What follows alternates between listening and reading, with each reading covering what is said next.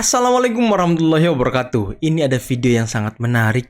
Diskusi antara Bung Adi Praitno dan Bung Sulvan Lindan terkait dengan posisi PKS, PKB, dan Nasdem yang ingin berada di dalam pemerintahan, teman-teman. Dan ya ada statement yang sangat menarik dari Bung Sulvan Lindan ya, kalau ketiga partai itu harus diberi pelajaran. Waduh, maksudnya apa ya? Oke, tanpa perlu berlama-lama lagi, berikut videonya.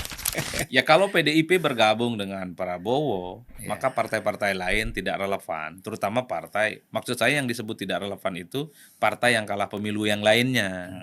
Jadi partai seperti PKB, Nasdem, PKS sudah nggak ada PKS. artinya. Cukup dengan PKB sudah mayoritas koalisi parlemennya. cukup dengan PDIP. Iya, artinya kalaupun toh ingin merangkul pihak politik yang kalah, kalau memang ya ini bertemu Prabowo, Megawati, PDIP berkoalisi, tiga partai lain, PKS, Nasdem sama PKB, nggak penting-penting amat jadinya, Bang. Nggak Kalau penting-penting. untuk kebutuhan mengamankan kepentingan parlemen. Ya, saya kira kan PKB, PKS dan Nasdem itu perlu dikasih pelajaran sekali-sekali lah.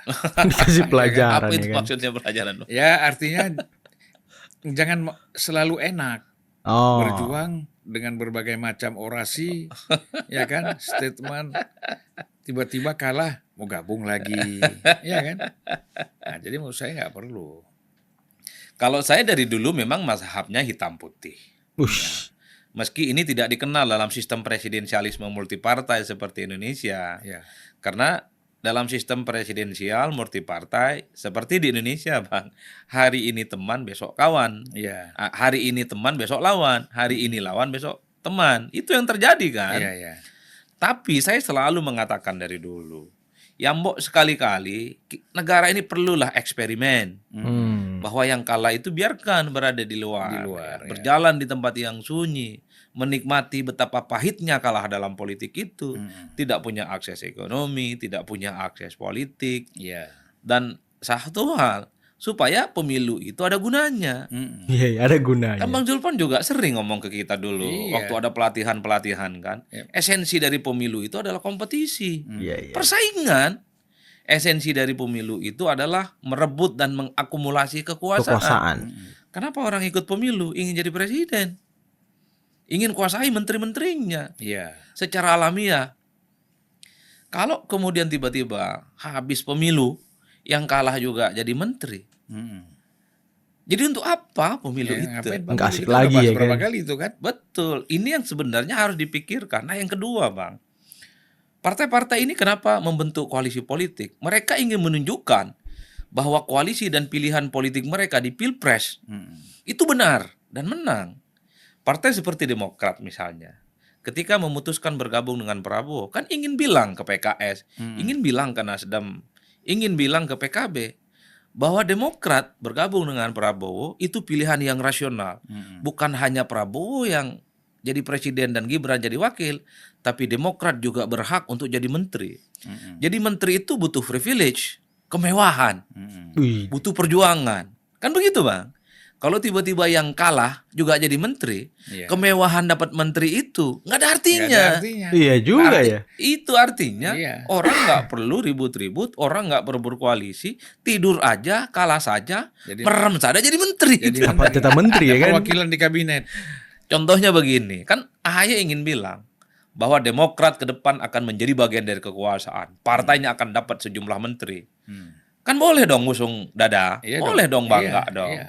Ingin bilang kau yang kalah, diamlah di luar. Kau yang kalah jadilah oposisi. Tapi kalau tiba-tiba yang kalah juga jadi menteri, mereka kemudian balas tuh omongan AHY dan Demokrat. Aku aja tidur saja bisa jadi menteri ini. Iya kan? Aku kalah saja bisa jadi menteri. Jadi tak perlu juga gaya-gayaan. Kalau hanya ingin sekedar jadi menteri petentang betente. Iya, iya. Apalagi kalau kita lihat ya, PDI Perjuangan, PDI Perjuangan lagi. Demokrat ini kan hampir 10 tahun, 9 tahun dia jadi oposisi, teman-temannya di kepemimpinan Pak Jokowi. Kan itu nggak fair menurut saya. Ya itulah, makanya kembali lagi kepada Prabowo ya. Kebiasaan-kebiasaan ini jangan diulangi. Iya kan? Kebiasaan ini jangan diulangi dan harus mempunyai sikap tegas. Kalau memang membutuhkan suara di atas 50%, kalau udah cukup stop. Nggak perlu sampai 80%. Ya kalau teorinya, Bang, orang seperti Dan Slater yang meneliti tentang sistem politik di Indonesia. Hmm. Teori dasar koalisi itu minimal aja. Hmm. 50% plus sekian. Ya, Kalau tujuannya hanya itu, saya kira partai seperti PDIP cukup. lebih malah. Lebih ya, nambahnya lebih. Atau partai seperti PKB saja cukup.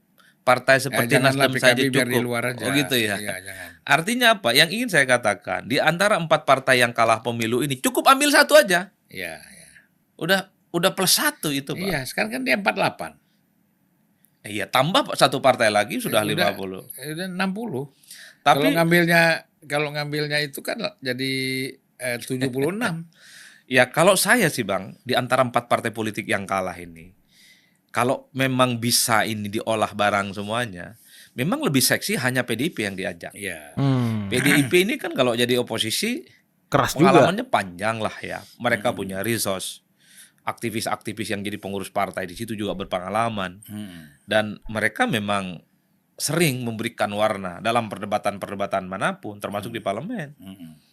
Jadi repot ngadepin PDIP ini kalau jadi oposisi, apalagi posisinya sebagai partai pemenang pileg. Iya, iya, iya.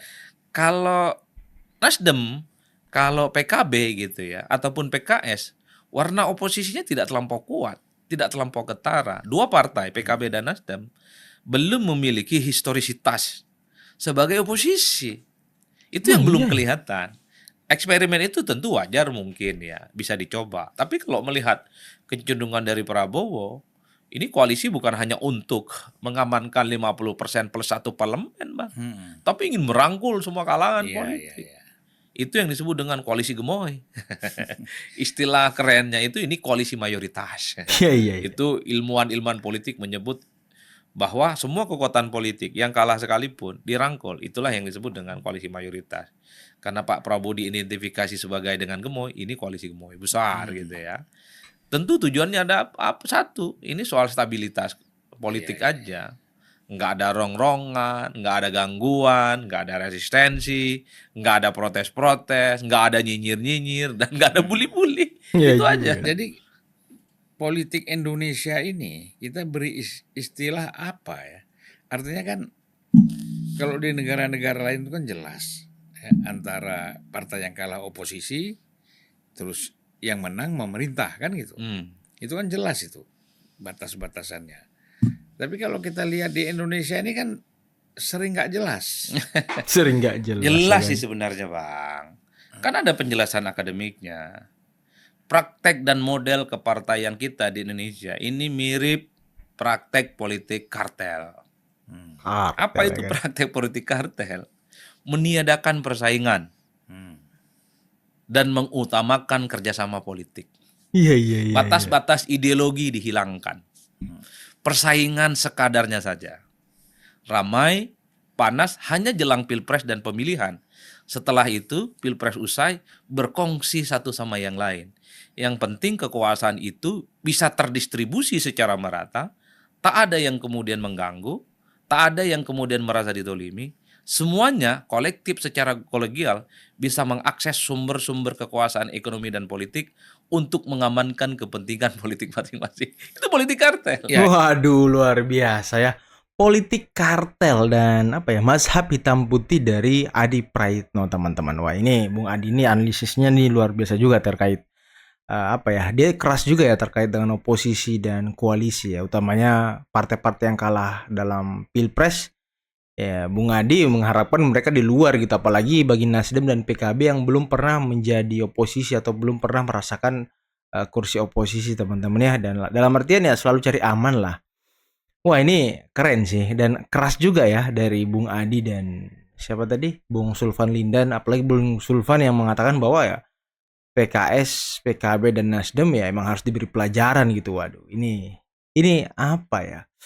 Iya juga sih ya. Mending PDI atau apa gitu. Tapi ya nasib PDI dengan Jokowi kan nggak bagus juga gitu. Dengan Gibran nggak bagus juga, teman-teman.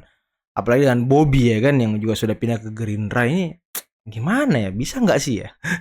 Tapi ya mungkin setelah ini nanti akan ada analisis dari Hasan Nasbi terkait dengan posisi PDI Perjuangan ketika dia berada di luar pemerintahan, yang juga tidak kalah kerennya dengan video ini. Oke, mungkin cukup sekian dulu. Jangan lupa like, subscribe, dan share.